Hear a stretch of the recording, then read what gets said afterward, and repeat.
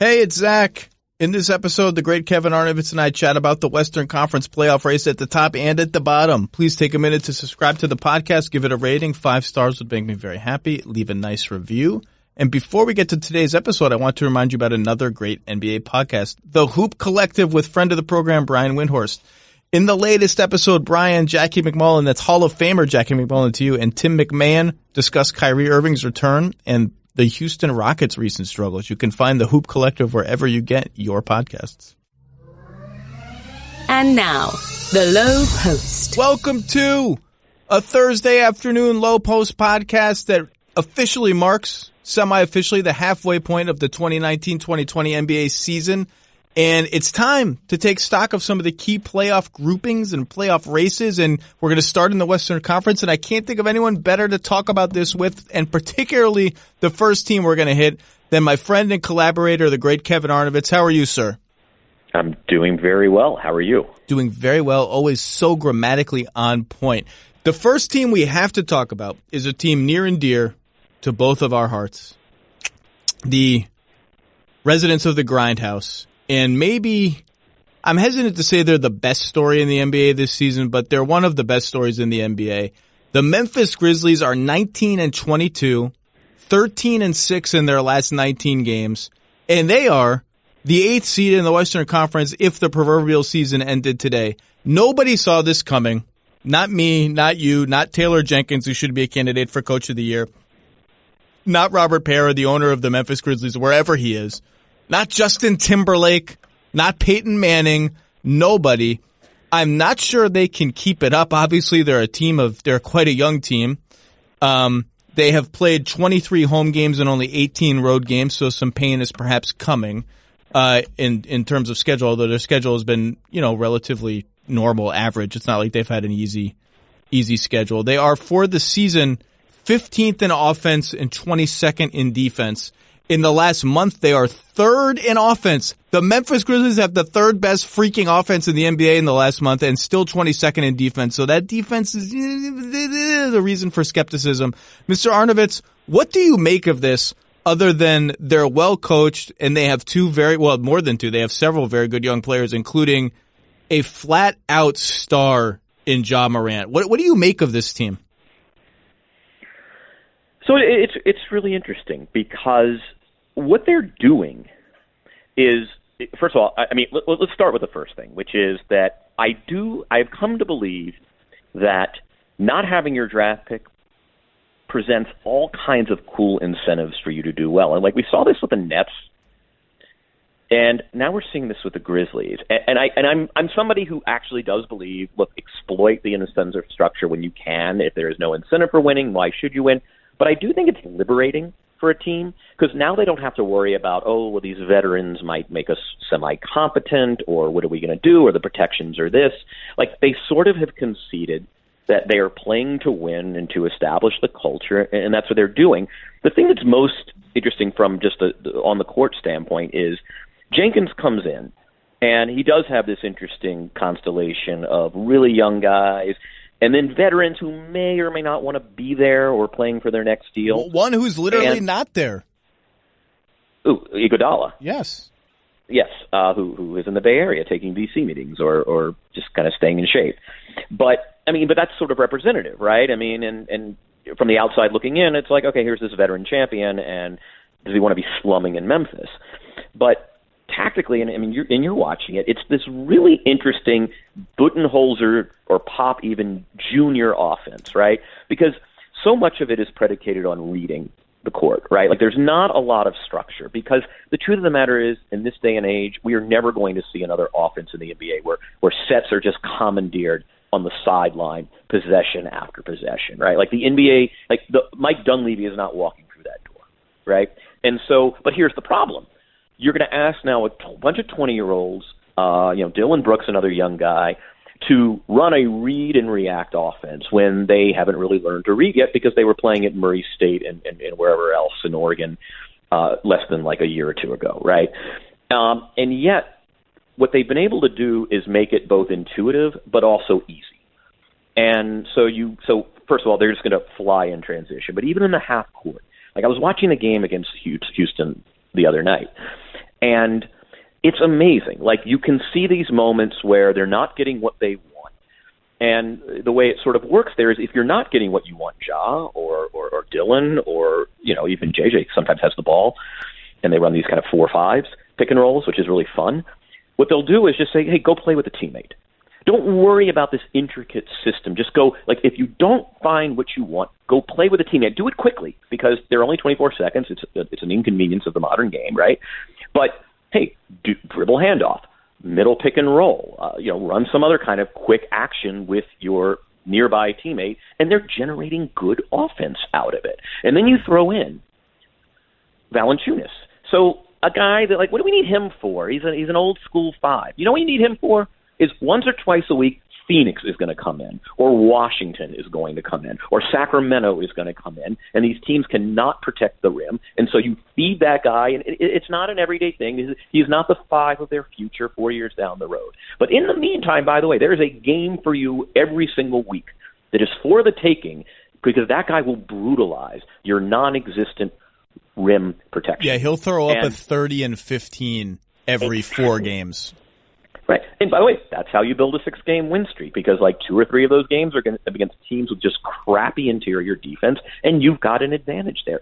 But I just kind of love it. I mean, I think the great, and we talk about it every time we talk, I mean, the great tension in the NBA is how do you balance structure and freedom, right? It's actually the great debate of any civil society, right? Like, how do you negotiate structure and freedom? Because the game is never going to be wholly structured ever again. I mean, maybe it happens. I mean, I don't know. There are always cycles. But, like, you're just not going to have more than a handful of sets each quarter from the sideline. Hands up, you're running this. It's always going. Well, there's going to be. That's what frustrates Brett Brown so much in Philadelphia, and he's talked to me about this on the record. It's in stories. He calls himself, he feels like a waiter, that he's ordering dishes possession by possession because his team is so weird and complicated and has a point guard who won't shoot and an old school low post guy and like 5 power forwards, and he feels like it's not working unless A, they're sprinting with Simmons, in which case it's easy, or B, he's calling every set and it's like, Ben, you've got to stand there and you've got to stand there. And to your point, I think one of the joys of the NBA is watching the Bucks when Giannis is not in the game. And Mike Budenholzer, and that's not a slight on Giannis. I love watching Giannis. He's the most watchable freaking player in the NBA. He's going to dunk on everyone and try to kill them. But Mike Budenholzer's DNA is all over the Grizzlies because when Giannis is not in the game, the Bucks have a general structure, which is as many people on the perimeter as possible when we start doing stuff, including you, Robin Lopez. You're going to be in the corner or somewhere. And if you watch the Grizzlies, one of the big guys on the court is going to be in the corner on 80% of possessions. Brandon Clark is going to be in the corner, or Jackson's going to be in the corner. It gets a little more complicated when, the dinosaur Valanciunas is in the game.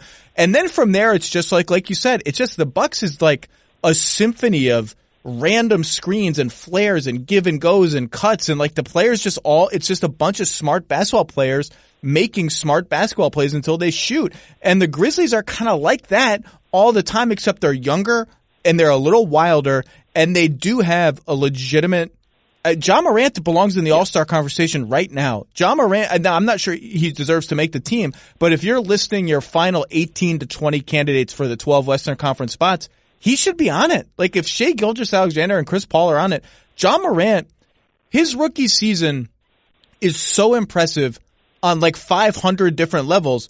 The first of which is most point guards are bad when they're rookies, period. Like Chris Paul's good rookie year is one of the major outliers in NBA history. What Ja Morant is doing is winning basketball. These are not like empty rookie numbers where guys just put up numbers because they're on a bad team. He's playing winning basketball right now. You mentioned that Houston game. That Houston game had like 7 Ja Morant, I just jumped off my couch moments with his vision. This morning, Zach, I queued up all the Ja Morant assists from that game. Not the scoring, which he did plenty of. It is unbelievable. I mean, look, like you, I didn't watch much Ja Morant in college because I don't make a habit of watching Murray State when I'm trying to keep up on 30 NBA teams during a regular season. And I had no idea his instincts were this good. Oh, my God. I had no idea. And it's not just look, if you just love basketball and you're not a dork like Zach and me, I mean, you could just watch this guy sheerly for spectacle, right? Like, they're going to be ridiculous plays in transition where he looks off one open teammate because there's actually an equally open but less obviously open teammate over there. You know what he does? Throw it up for Brandon Clark. Yeah, he sees every pass, but it's not only that. He sees passes that don't exist yet, but he knows if I dribble this way, then that pass is going to open up. Or if I do a crossover here and then hesitation here, that guy's going to come open. So he's not just seeing all the available passes. He's seeing the passes that are not available yet, but he knows how to make them available. That's like 6th year advanced point guard manipulation, and he's doing it now. This dude is a flat out star. Rookie of the year is over. Zion has to average like 30 a game for the rest of the season to make Rookie of the Year a race. Other than that, and even then, I think it's probably over. This guy's a star. And you mentioned Dylan Brooks. I love watching Dylan Brooks. One thing with Ja. I want to say one more thing about Ja. Yes. Which is the most exciting second in basketball in the 2019-20 season is when Ja Morant elevates in the air and you don't know where the pass is going. And every once in a while it's a disaster, but increasingly with each passing week in this season, it is going to do it. That is my favorite second in basketball right now. Ja Morant in the air, the pass is going somewhere. I don't know where it's going. His teammates may or may not know where it's going, but increasingly they are know where it's going, and that's why they've gone from being, that rough first month to the sort of this glorious pass month. They're a top 5 league pass team right now. The only team in the league, to your point earlier, who is not enjoying the Memphis Grizzlies is Boston, who owns their top 6 protected draft pick and thought they were looking at either the 7th pick or it rolls over to the following season when it will be unprotected. And now they don't even know if they're getting a lottery pick. It's funny, like this happened last year, right, with Sacramento. They are the Grizzlies. They are the Kings. Schlocky team, right? Every year they own a schlocky team's pick, and then every year that team overachieves. And meanwhile, Sac is back in the doldrums. So they get the 1 year out of 8 where the team's semi-competitive. Now let's zoom out because the Grizzlies are 8th, but this is a legitimate 7-team race for the last playoff spot. The Thunder are 7th with a 4-game cushion. I think if they stand pat, they should be fine. And all the buzz as of now is that they're going to stand pat with their key guys. But who knows, that could change. I mean, Dennis Schroeder is interesting and they have so much depth at that position that's the one I could see.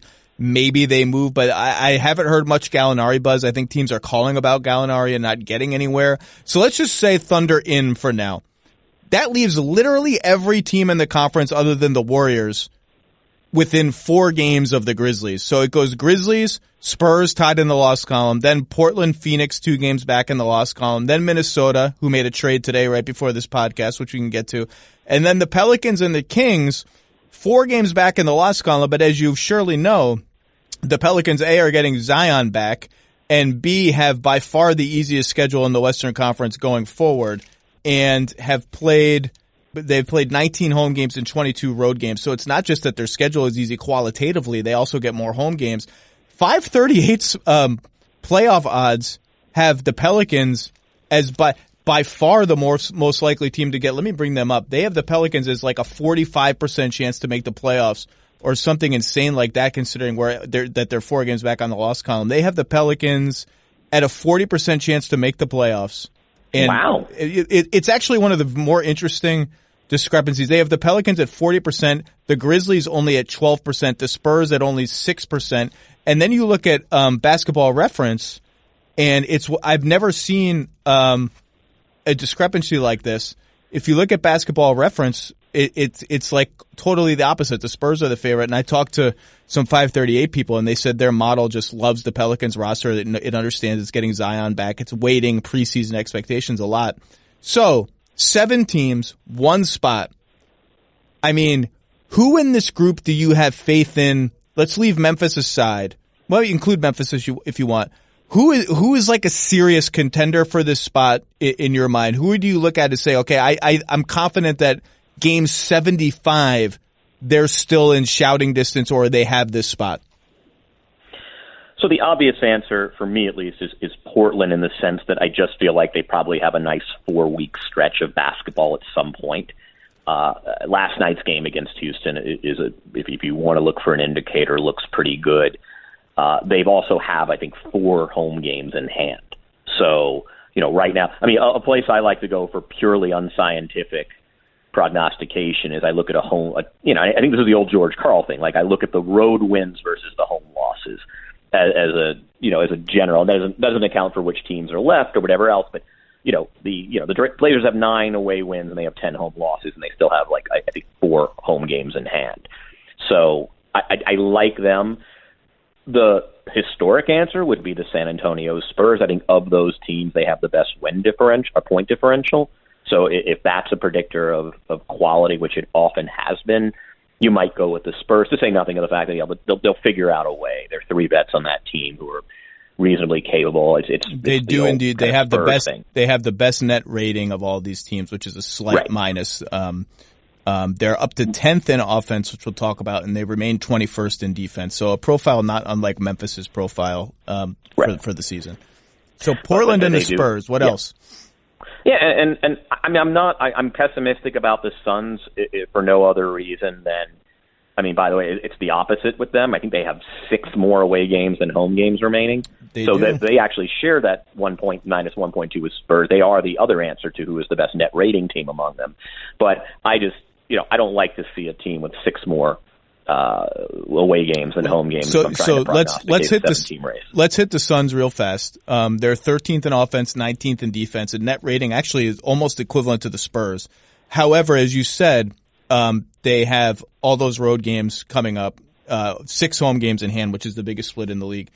They have the hardest remaining schedule, regardless, whichever one of those you prefer, of the location of the game. So it's like doubly hard. And they're 2-13 against teams 500 or better so far this season. Only Minnesota among these teams is worse. Minnesota is an absolutely disgusting 2-15 against those teams. So the metrics are just screaming the Suns are not going to be in this race at the end of the year. Now, maybe that's true, maybe that's not. I have one interesting thing I do want to say about the Suns. Ready?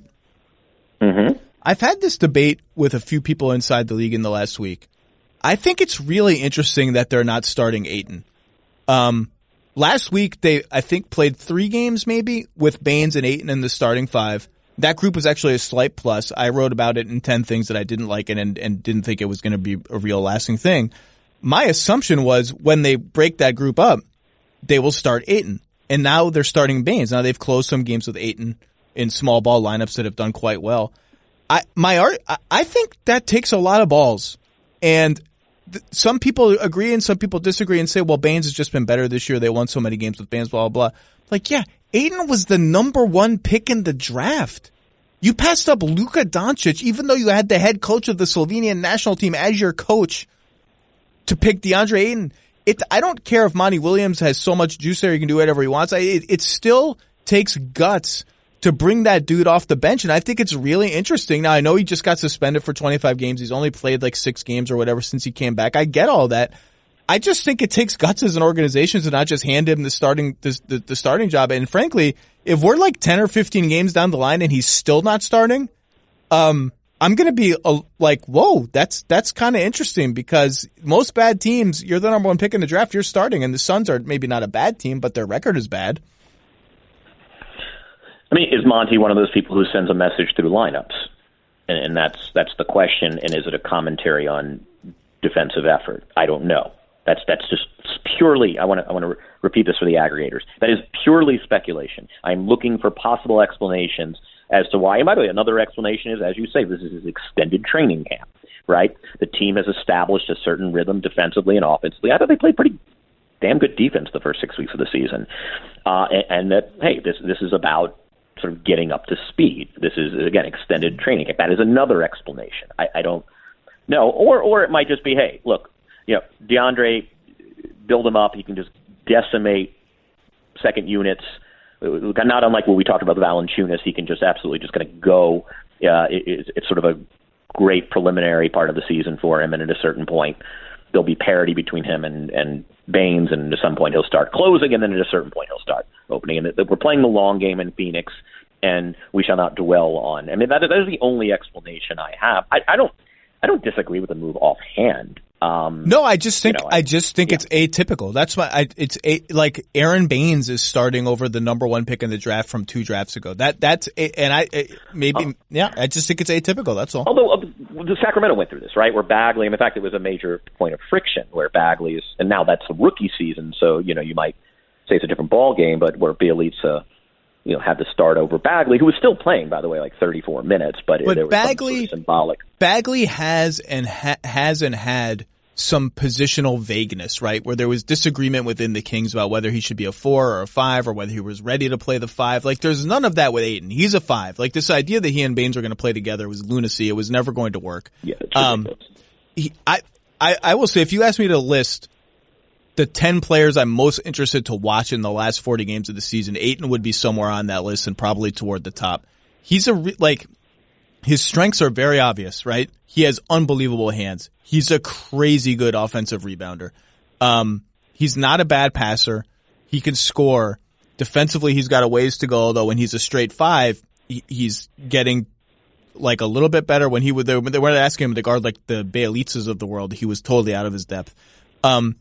How many free throws do you think Ayton has taken this year? Take a guess. In 10 games, he's played 10 games. How many free throws do you think he's taken? How many free throws has Ayton taken? How many games has he played? Remind me. 10. What? 35? 13. He's taking 1.3 free throws a game as an offensive big in this league. How is that possible? When you talked about his defense and Monty being maybe concerned about his defense and purely speculative and all that, his defense, but I get that. That's going to be a while. It's defense in the NBA is hard for a big guy with limited college experience, all this. That free throw stuff, like when I watch DeAndre Ayton play and he's not getting offensive rebounds, aside from those possessions, which he's elite at, all he seems to want to do is catch the ball on the left block and take a spinning fadeaway jumper like he's Michael Jordan or Kobe Bryant 15 years ago or 20 years ago. And it's just like every time Andrew Wiggins would take a pull-up 20-footer, I would literally be like, ugh.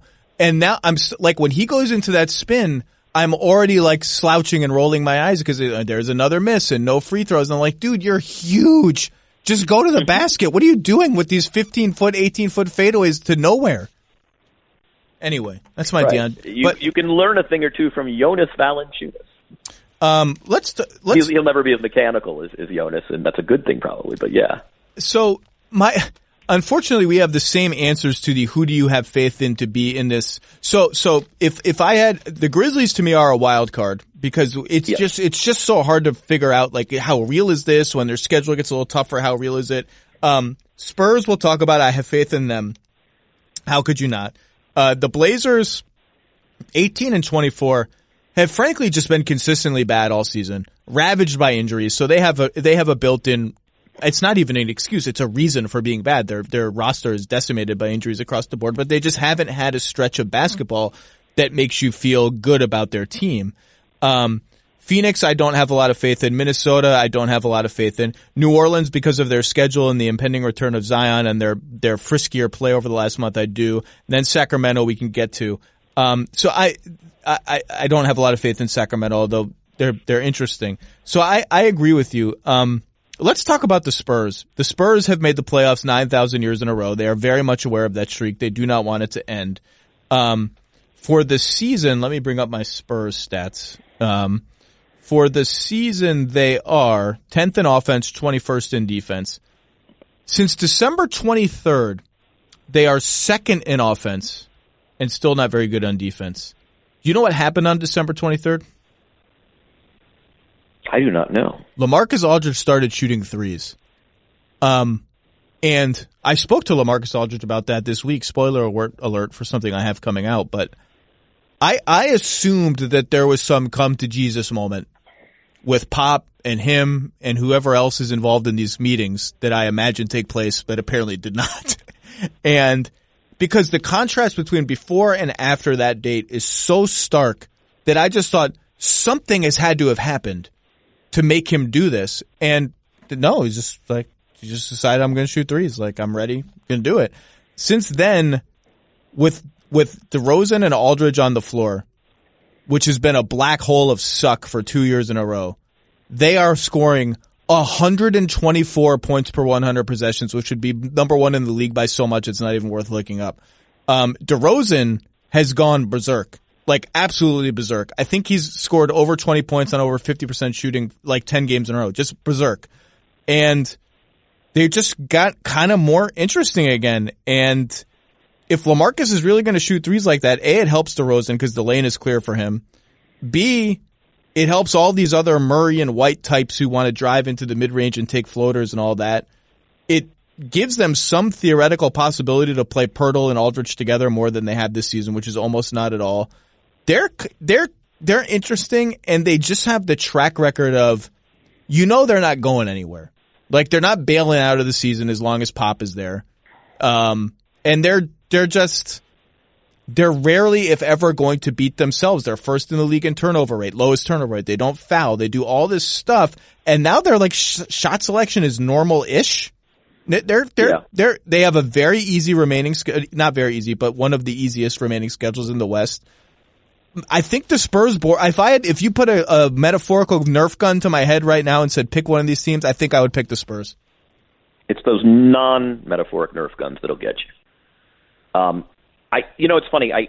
I'm also skeptical. I mean, this was just a born out of imagination that, hey, I am no longer going to roost on the left block for 50 possessions a game, but it is necessary. And again, to me, it's as much about think about the guys who just subsist on that roster on driving lanes, right? I mean, DeMar, Murray.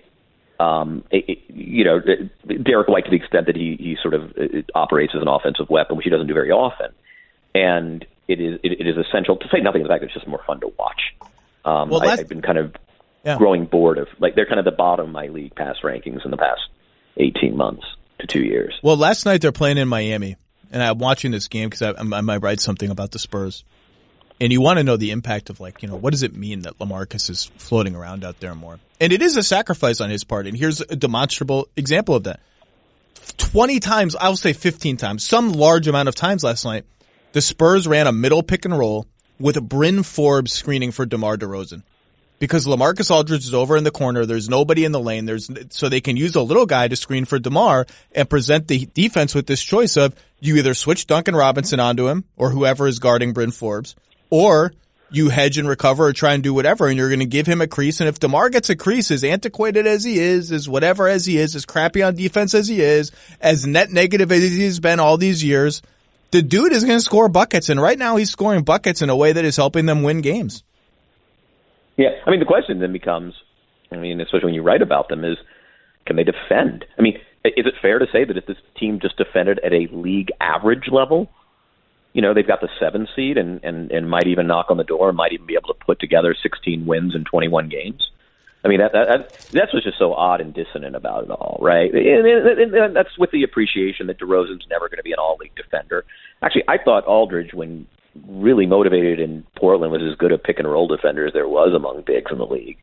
White can defend Murray. I think I had him on the all-NBA defensive team 2 years ago. Murray, if I ride the subway with Murray, I'm holding on to my belongings even if he's at the other end of the car. That guy is everywhere all at once. He's stealing entry passes where you're not even sure he's in the freaking TV picture. That guy is a menace. So how do we get them to play league average defense? I don't know. Playing Pirtle more would help, and they started Pirtle in the second half of their recent game against Toronto alongside Aldridge, and I thought, okay, this is one of the options that is unlocked for Pop because LaMarcus is now willing to act like a perimeter player a little bit more. So and then we saw none of that against Miami last night. So I'm curious to see if that, because Pirtle has been frankly sensational defensively in limited minutes. Yeah, he always had gifts in Toronto defensively. I mean, maybe that's the answer, Zach, this is not so much about opening driving lanes for the DeJounte Murrays of the world, even though it certainly does that. What it does is it gives you better personnel potentially to actually win some games defensively, which, they did for a while in San Antonio for like 20 zillion years. And I just wonder, oftentimes a seemingly offensive adjustment is really about the combinations it liberates defensively. The wild cards here are obviously New Orleans. 4 games in the loss column and a bunch of teams to jump is not nothing. And I know their schedule is easy, relative. speaking, and they're getting the big fella back. That's still not nothing. That's a lot of ground to make up. The buzz around the league, obviously New Orleans has, I would say, 3 coveted veteran trade candidates in Drew Holiday, J.J. Redick, and Derek Favors. Teams have talked to them. They've talked to teams. Talks have happened. Phone calls have been placed. The phones have been answered.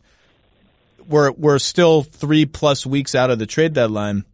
The buzz that most teams have come away thinking they're standing pat. They're looking at their schedule.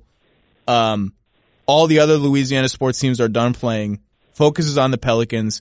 The Davis stuff is still sort of washing out of everyone's mouth there. Let's have fun. Let's try to make a playoff run. That's a 3-game losing streak away from changing, but right now the best guess among other teams in the league is those guys are not going to be traded and they're going to make a run at it, that was always the most fun outcome here, is that the Pelicans trade Davis, they luck into Zion, and they're just this young, fast, ferocious, pain in the team to play against with like a crazy home court advantage because these local fans who are so mad about AD and so excited about Zion just go all in embracing this Lonzo running up the floor, hit-ahead passes, Zion dunking on everyone, and they become this 8th seed that is just imagine if they got the 8th seed and they play the Lakers in the first round and they have these rabid crowds, and that's a scenario that would be that's in play. It's just they are now becoming a whole new team.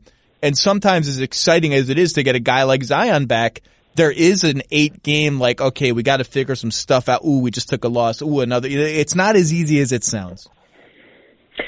Yeah, they're fascinating because there are a lot of league average or better than replacement guys on that roster. I watched the last full Pelicans game I watched actually was the J.J. Redick game winner at Sacramento, and watching that game. And yeah, I'm with you. I mean, what I hear is that, look, both Drew and JJ they have 2 years left in addition to this year. So 1 year left in addition to this year to 2. So you can always get value for those guys in the off season. There are going to be a lot of teams with a lot of needs next summer because there's not going to be a really overly active free agency. Just there's not enough money out there, and you can get value for those guys. Somebody is going to want a guy who can run around 40 curls a night and shoot at 39% from 3 and J.J. Redick, who's a veteran leader, right? Like somebody is going to want a Drew Holiday if he passes a clean bill of health, which he should. Favors is a more interesting case, but I'm with you. And again, it's one of those things where, yes, they have accumulated sufficient assets. I mean, yes, you can always use another future one, but if I'm New Orleans, you're making a campaign for a market. You through no fault of your own, that your fan base has already had to wait an additional several months off of this initial excitement about the season.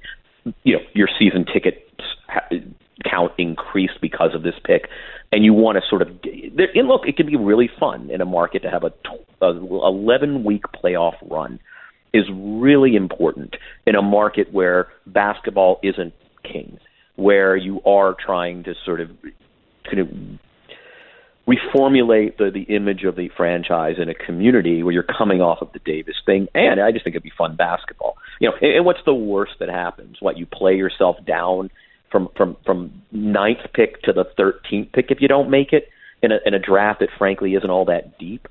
I think in terms of creating a narrative for the future, I think a combo veteran young player effort. In some ways, it's not unlike Memphis once Zion gets healthy, right? You have this interesting collection of veterans playing with these really intriguing young prospects who are exciting and really versatile. And so I kind of like it, and I think that makes the most sense. Yeah, the only downside for trade Knicks is that if Drew Holiday isn't on the block at all, I just don't know who the guy is. That maybe there's a surprise guy somewhere, and by guy I mean like someone who's really going to move the needle. Someone, a team, right? Because you're assuming Lowry's not going to be on, Holiday's not going to be on. Who else? Right now the Raptors are 4th. Yeah. Some people on other teams disagree with me. I think if they're 4th, 5th, within hailing distance of 2nd, they're 2 games out of the loss column of 2nd. I don't think they trade him. I think they ride it out. I just think it's too good. And I've been cautioned, you never know with Masai if they slide down to 6, blah, blah. I guess Man, they're 26-14. They just got healthy. Actually, they're not quite healthy. They still don't have Van Vliet back. I just think you just gotta have a championship curtain call. And like, by the way, that curtain call might last a couple rounds. The way that depends on the seedings break. But yeah, your point with if not Lowry, if not Drew, you have these teams. This is just my opinion. I'm not saying these are these teams' opinions of themselves, to be clear.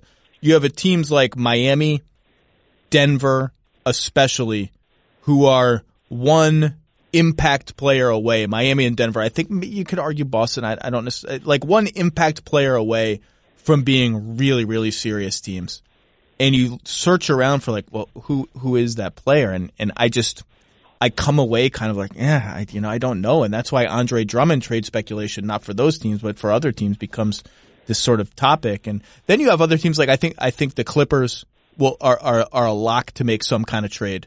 But I don't think they're going to be big game hunting. I think they're good enough that they're like a smaller player away, like a Marcus Morris level player away from being like they're already a serious team from being really, really serious. By the way, the Clippers, the Clippers better than anyone. There's so much hand-wringing right now about they've played down to their competition, and boy, they took a tough loss against Denver, and they're not looking great. I'm like, wake me up when they actually don't look great with Paul George and Kawhi Leonard in the lineup. Like every one of these disappointing games that everyone's fretting. Oh, the Knicks, Memphis put up 140. They have Knicks, they had to come back. I'm like, I don't care until it's the real team. I don't care. That's just my take on the Clippers. I think they're clearly the second best team in the West. Well, no, I shouldn't say that. I shouldn't say they're clearly the second best team. We're going to talk about that. But I'm not I'm surprised at how much worry there is about the Clippers. Are you? Yeah, I tend to side with you on this just because I'm somebody who's come to devalue the regular season because the NBA devalues the regular season, and it's so clear that they don't care and the players don't care, and they're willing to roll out this garbage product until we wait around for April. And so I'm with you. That said, I think this is the case for a modicum of concern. Either you're somebody, and it sounds like you're one of these people, who says, tell me what they are with these two guys on the floor. Oh, they're 14-4. That is a team that wins more than 3/4 of a game. Factor that out. That's basically a 62-win team or something like that. Or you're somebody who believes that there are things we can glean about a team's DNA even when one of their two best players are off the floor. And if you want to cite an example, maybe last year during the regular season, the Raptors were really good without Kawhi. And it was we chalked it up as a sign of encouragement and oh, that's great. That's a great story. Good for Fred VanVleet. Good for Kyle Lowry. But actually, maybe it told us something more profound, which is actually you can glean something about the overall essence of a team when one of those guys is down. And if you believe that, maybe you share a cause. Maybe you're one of these people who says, hey, that doesn't prevent them from playing world-class defense. What, you shouldn't, you're going to give up 140 points to Memphis on a Saturday afternoon at home? And I think that would be somebody who says, look, I'm not going to press the panic button, but I don't like what I see. That there's something there's something in Coet about this so-called glory that we're supposed to believe is just there, embedded in their DNA, and we don't know what it is yet, and we still don't have enough information. And I think that is more than that hand-wringing. I think that would be the argument of those people. I tend to be with you in that former group, but I understand the latter group, that there is something that is less than optimal about their performance with those two guys. And again, giving up 140 points to Memphis on a Saturday afternoon is not something that a championship team does. That, you're not the LeBron Cleveland team in the East here. Those has repercussions, to say nothing of the fact that, they don't care about seeding. Oh, I think they care a little about seeding. I don't think you want to finish fourth in a conference, which I'm sure you're about to get to, by the way, that has a lot of teams that might finish ahead of you. Do you want to be the 4 seed? 4-5 right now is Clippers Rockets, which is just break the internet now. That is a bloodbath of a first round series, and really whoever 4 or 5 is going to be, it's going to be a bloodbath. You want to get out of that series. You really want the second seed, which we'll talk about. But so the Clippers, I'm not unconcerned about the Clippers. Here's what it comes down to. They get 85 to 90 points per game out of 4 guys, whatever it is. They have 4 guys averaging 19 a game. 2 of those guys you look at and you're like, well, okay, Lou historically, although this hasn't been as true the last couple of years, the playoffs get a little dicier for him, particularly on defense. And Harrell is an absolute monster, but the value of his effort relative to the competition, that gap is going to decrease in the playoffs when everyone is trying hard, and there are going to be nights when his size limitations at center are a little bit more glaring in the playoffs. And other than that, you just don't have a lot of juice. Like Pat Bev has all sorts of juice, but not like I'm going to get buckets juice. And what you're really talking about is even in your playoff rotation, you're getting a lot of minutes from the combination of your Harklesses and your JaMychal Greens, and there's a Pat Patterson sprinkling here, and Shamet comes in and is a little hit or miss, and Magruder comes in and is a little hit or miss. So you're like, can we upgrade all that? Can we give all those minutes to Marcus Morris? If you can give like 75% of those minutes to Marcus Morris or an equivalent type of player, not a star, but like a really good fourth guy, then you're in business. And I think the Clippers, I'm shocked at how little Clippers trade buzz there is right now. Maybe I shouldn't be, considering they came like off the top rope from nowhere over the summer with Kawhi and PG, because they have their 2020 first round pick to trade, and after that they can't trade a pick until after the world will have burned anyway. And they have Harkless' expiring contract. They have these assets that are just burning a hole in their pocket and have to be used. Like I would be shocked if they got through the deadline and didn't make a trade, because they are all in. They're as all in as you can get, given what they gave up for PG and Kawhi. By the way, those guys are free agents in like 18 months. They're all in. They have to be all in. Which brings me to my larger question of the other logjam in the West is 2, 3, 4, 5. And if you want to include the Mavericks at 6, they're only a game behind Houston. Maybe we should. I'm particularly interested, since we just talked about the Clippers. Before the season, that Denver, Utah, Houston trio was like its own little trio. And everyone disagreed, or I had a lot of disagreements and debates, fun discussions about who was the best of those teams. Or more specifically, who by April 15th, when the playoffs start, is going to be the team among that group with the most championship equity, the team that you look and said, okay, they have put themselves into tier 1. Maybe not as good as the Lakers and the Clippers, but you know what? They get into a playoff series with those teams. I think I wouldn't be shocked. Wouldn't be like a colossal upset if they won. I still think that's an interesting discussion. So Denver, Utah, Houston. What's your answer to that question? April 15th, which of those teams has the most championship equity? Oh, that is a really tough question. And I go back and forth on this. There are nights I watch Denver and I'm like, they got it, right? Like, is it ugly? I don't even care, because you know what? It just works. You have this great dribble handoff offense with a guard and Jokic with some good second-sided action. You got Will Barton curling off a double screen, or he's diving off a back screen or some zipper cut, and they set it up middle, and then there's this baseline action, and it's very simple, but it just works. And having a big man who can operate offense from the high post. Now, the counter to that is that's not what you want in the playoffs. I don't know where you are on this. This is a different conversation for a different day, but the greatest struggle I've had in the last 10 years is trying to negotiate the question, are the playoffs really different?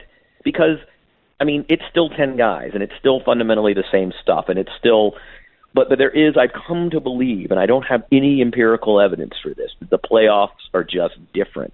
I worry a little bit about, Gary Harris, and I know the injuries have been nagging. To me, he was always a really essential piece here. And I just think that, the health problems have sort of set him back. I still really like him as a defensive player. He's not the finisher he used to be, and that concerns me a little. I also wonder what they might have up their sleeve in a trade market. But I really, there are nights where I just love Denver, and then there are nights where I just worry about, is Murray really making anybody better? Even though I predicted Murray for the Rookie of the Year, I just love the pick coming out of Kentucky. And then you look at Utah, and we never have to be reassured about their defense.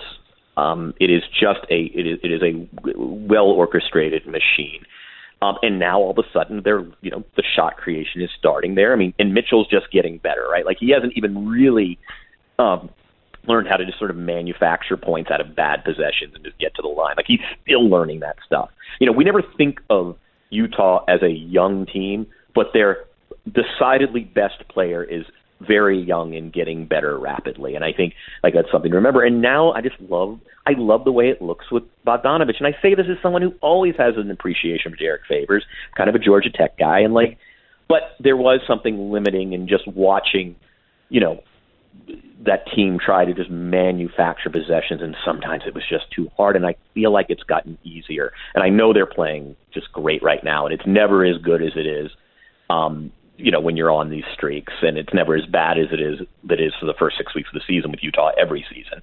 But, God, I mean, that is a pick'em series for me. If you ended up with like a 2-3 Denver-Utah, assuming the Clippers sort of, can't surpass them, which I think they probably can, I mean, I don't know. I mean, it's one of those who's got game 7 for me. Because there are times where I just really like the way it looks in Denver, and then there's times that I just don't know if I could trust this in May. I just don't know. My pick to this question before the season, and you can go back and read my Tiers of the NBA column that I read every year.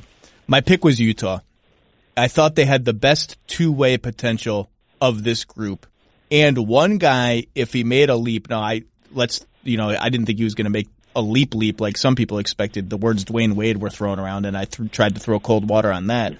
But they have a guy in Mitchell who's exactly what you're describing as the guy the Nuggets don't have, a bucket getter. Right. And his mid-range game has definitely taken a leap.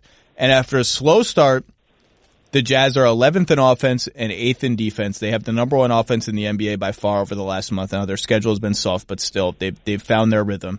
I thought they had potential to finish the season as like a top 6 team on both ends of the floor. And that, to me, I had more faith in them doing that than Denver or Houston. Houston is exactly the team we thought. They're 2nd in offense and 17th in defense. And if there's a red flag, it's that 17th. And look, Houston has the best player, okay, of between Houston and Utah. I just like Utah's team construction.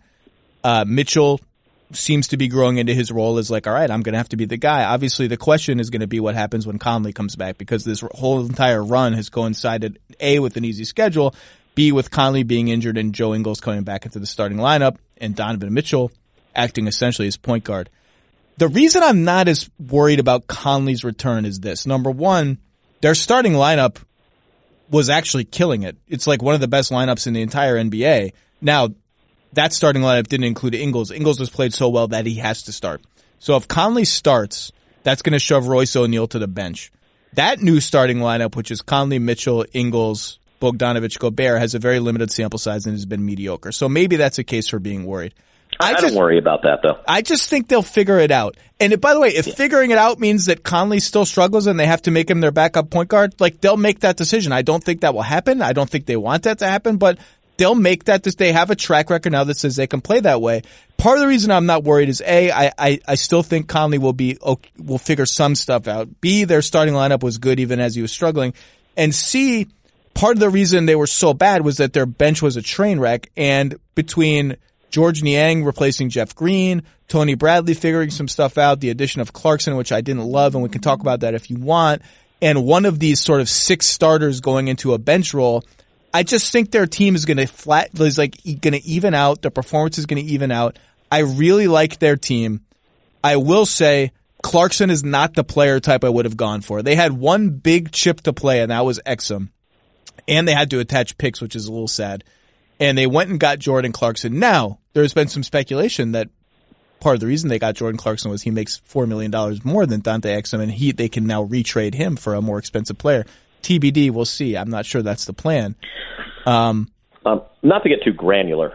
The one thing about sending O'Neal to the bench is, look, you tell me you've got 3 creators in a starting lineup in Conley, or playmakers in Conley, Ingles, and Mitchell.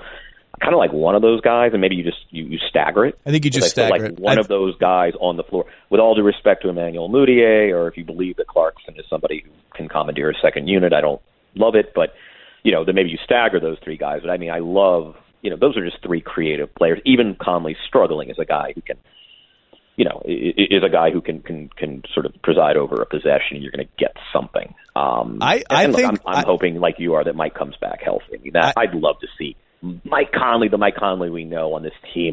Now, if you tell me we get the Mike Conley on this team, I take them over Denver.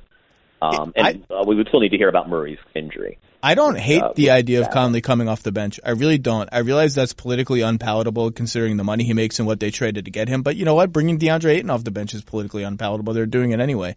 Because I like O'Neal in the starting lineup. I like do him too. In both starting lineups. Well, what you just said about three creators is exactly the reason why Clarkson was not the player type I would have gotten. Now, I understand they just we need some juice off the bench. We need a guy who can go get some buckets. He's changed his shot selection dramatically starting kind of in the middle of last year. He started taking more catch-and-shoot threes and getting to the rim more.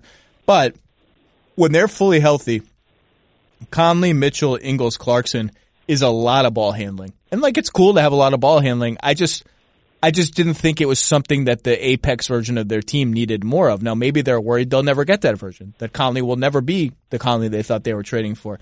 I always thought they needed one of those sort of 3.54 guys more than, I've been beating the drum of Marcus Morris to Utah for a year and a half. They clearly don't agree with me. But I like their team. And Denver, Jokic is back, which is great. The guy is playing like an MVP candidate again after a slow, by his standards, first month. I just think for them to be serious, for them to be a serious contender, they need to get more out of Murray and Harris. And I just don't know. I mean, Jamal Murray is averaging 17 points a game, 4 assists a game, 32% shooting from three. That's okay. It's okay. He's not even 23 yet. It's awesome. He's going to be a great player. Gary Harris, it's been one of the underplayed stories in the NBA. Gary Harris's decline as an offensive player. He averaged almost 18 points a game 2 years ago. I don't know where that guy is. I don't know where he went. But I just don't. I'll tell you where it went. Zach, there was the ankle, and then the hip, and then the hamstring. Maybe that's all it is. And where I look at it is he's just not finishing the way. Look, he's not shooting well from three, but he was a guy who used to be able to finish. And it's just not as, he just doesn't have that final finish the way he used to. And I love the contract. I liked that they invested.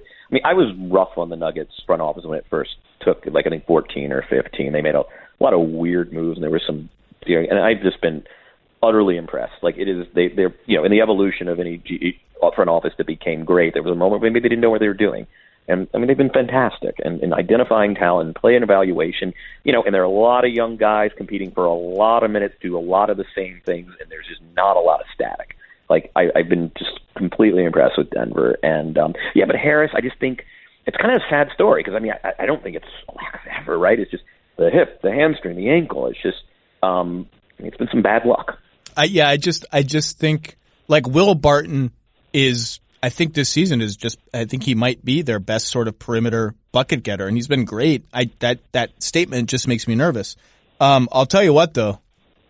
Everything they said about Michael Porter Jr., whoa, baby. That kid is good. I don't know what the hell is happening with his body. I don't know what the status of all the red flags were. But that guy, he's figuring out some basic stuff about basketball, but he's good. He can shoot. They're calling ISO plays for him. He's abusing switches. He can offensive rebound. He cuts. Defensively, he's still learning the game, but he has this sort of baseline athleticism and speed to be a really good multi-positional defender. Maybe he's the answer, but I don't think he can be the answer in the conference finals or something. It's too soon for that, but that kid is good. And he looks like he has a chance to be really good. Well, and again, he's young. We forget how young Murray is. Jokic is still young. Jokic is one of those guys who looks like he'd be 51 or 19. It doesn't know. But we realize they still have a really long runway, and that's really just kind of good news. I just still like them on a good night. Their defense has slipped to 12th, which is mildly worrying because they were flirting with first for a while. I believe they're now 12th. I'm going to verify that as I'm talking, but they allow a lot of threes and a decent amount of shots at the rim the way they play. They really have to be operating at full throttle. And the other guy we haven't talked about is, after an awesome start, Paul Millsap slowed down a little bit and got injured and is now been out of the lineup. And they're just not the same team defensively when he's not Paul Millsap. So I love their team. I picked them to win the West in the regular season, to have the number 1 seed going into the playoffs. So I clearly love Denver. But right now, my answer to this question was Utah at the beginning of the season, and it's still Utah. But I'm not sure I'm picking any of those teams over the Lakers and the Clippers at this point. But the West is fun, man. Like, we didn't even get to the Kings. Could you have any feel for what the hell the Kings are at this point? They've had the weirdest season in the entire NBA to me. I just can't figure out the Kings. I don't know. It doesn't look like it did last season. It's not as much fun to watch. I mean, that's just a statement of aesthetics. I mean, I think they're just, and look, I'm not saying anything that a million other people haven't said here. It's a team that needs some velocity. Like, it is an inertia team. And for whatever reason, they never kind of orchestrated great half-court offense. They were able to mitigate that last season. This season, it rears its head again, and I don't know. I'm trying to think, was it the personnel moves? Well, they've just they just haven't been able to get in a rhythm, and it started with the India trip. Then Fox got hurt. Then Fox got another injury again. Bagley got hurt. Now Bogdanovich is hurt. They're a team that, the Dedmon thing fell flat. Now Holmes is hurt. It's just been like, I'd almost rather have everyone hurt at the same time and back at the same time than what's happened to their team. They just haven't been able to find an identity. And Fox is starting to ball again. That's great. But it just feels like they're kind of like in neutral, trying to figure out who they are. They have the talent to get back in this race for the 8th seed and even win it. It's just been a rough year. And it continues to be a rough year. Just sort of figuring out what are we as a team, who should play with who, and all this. It's just slow. Fun time in the Western Conference. You know what's less fun is the Eastern Conference, 7-15, which is still as bad as ever. Did you see Kyrie's comments after the game last night?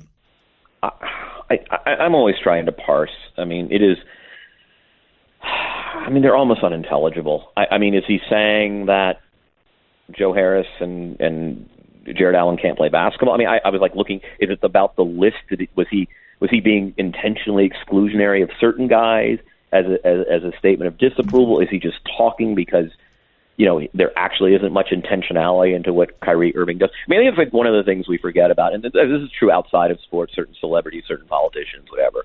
Like, I think if you're somebody who's very intentional with your comments and your speech, you just never can absolutely grasp that, like, there are people in the world who aren't intentional in their comments, who just say and is there subtext? Yeah, presumably, if you dig deeply enough. But, I don't know. Like, if I were asking if this were an SAT essay, my day didn't even have essays. But, like, if you were doing this as reading comprehension, what would you glean? Wait, we didn't have essays? And when we took, what year did you take the SATs? Did I not have an essay? 1841. No, I took the SATs in 90. There was like the English and the math, and that was it. And like the English was just, vocab. You didn't have to write anything. I didn't like antonyms. Reading. Antonyms. I didn't like antonyms. That was the section that scared me on the SATs. Anyway, look, so Kyrie said they need more pieces, and it's glaring that they need more pieces to complement them. Fine. Great. First of all, you have one big piece that's coming back next season who's the best player on the team. Second of all, I would assume Kyrie Irving conceives of himself as one of the 10 best players in the NBA. He's not, but I'm guessing he would conceive of himself as such. Kevin Durant is one of the 10 best players in the NBA until proven otherwise because of his Achilles injury. I hope he still is. I suspect he will be. If that's true and you have a decent supporting cast, how much more do you need in the East?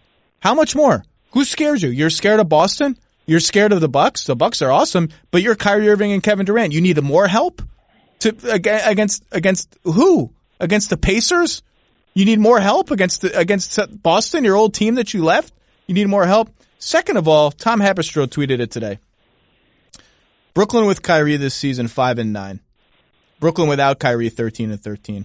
Boston with Kyrie last season 37-30 without 12-3. You throw in the conference finals run the season before that, when they took Cleveland to Game 7. All the Kyrie truthers will say, a small sample size. Yeah, it's a small sample size. Life is a small sample size. Everything is essentially a small sample size until you go back to the freaking dinosaurs. It's all a small sample size. You know what it's not? It's not a tiny sample size anymore. It's not a statistically insignificant sample size anymore. And I am not saying Kyrie's teams are better without him.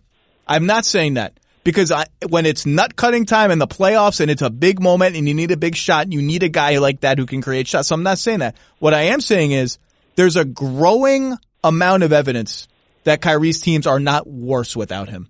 And for a guy who conceives himself as a top 10 player, that's not good. It must be nice, Kevin Arnovitz, for your teams to not miss a beat really when you're injured.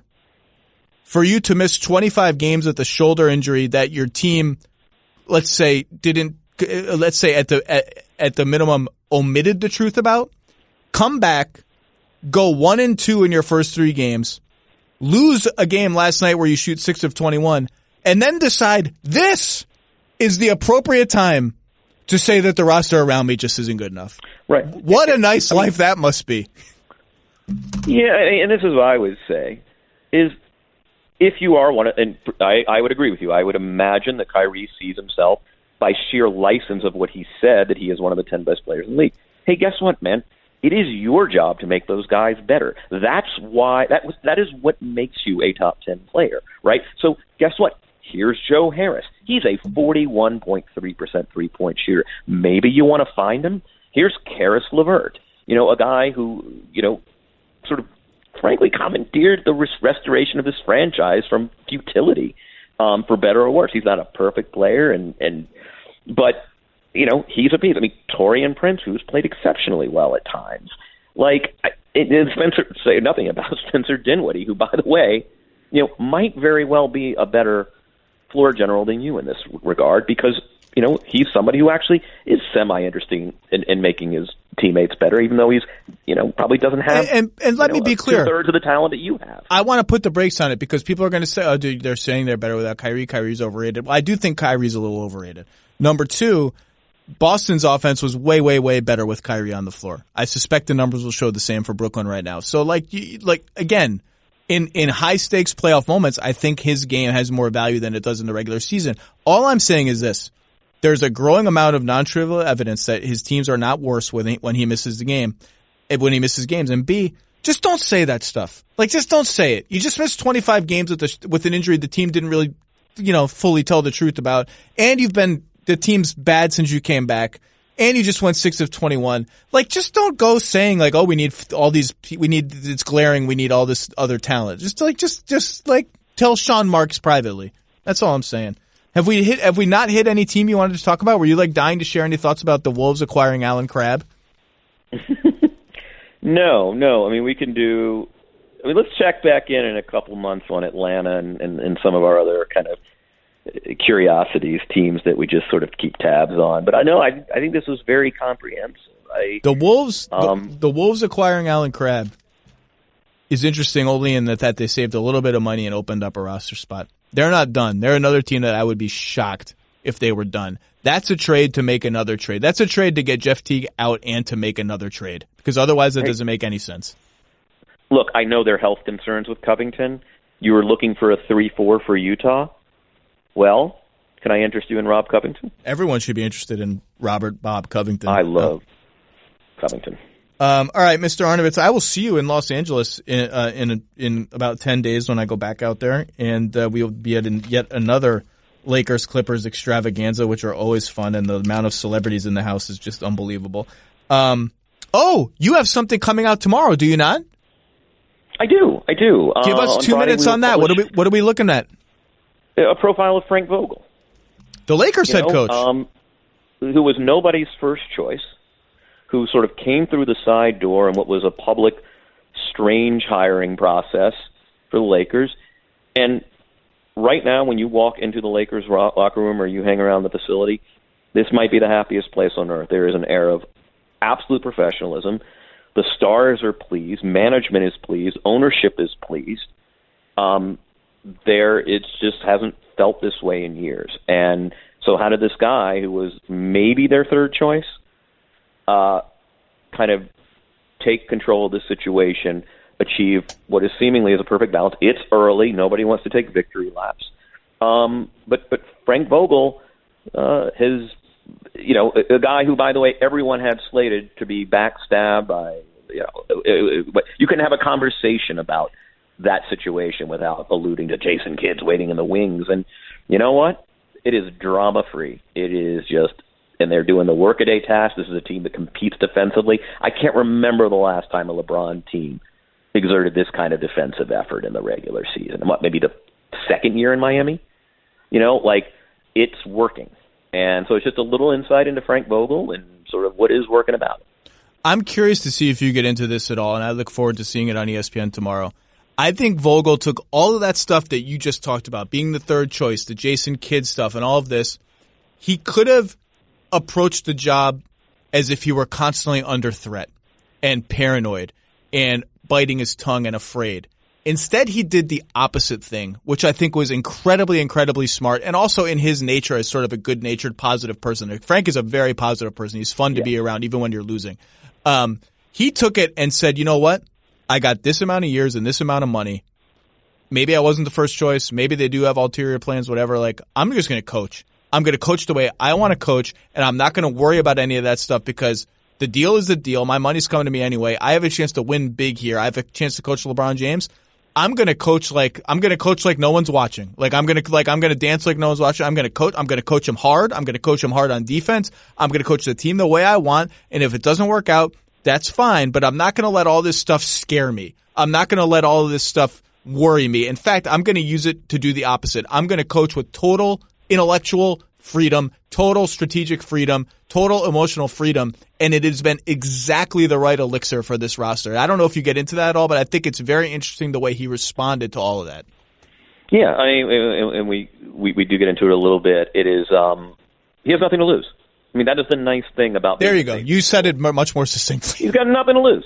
I mean, what's the worst thing that's going to happen to Frank? They're going to pay him out for 3 years, and you know what? And you know, there's absolutely nothing to lose, and there's a certain freedom. And I think the other point I wanted to make in the piece is, you know, this has always been a very brand obsessed organization, right? They want the splashy hire. They want the splashy acquisition. Instead, what do they get? A retread who looks like an accountant who went 54 and 200 or whatever the hell in Orlando in a totally mismatched, weird roster and bad situation for him, right?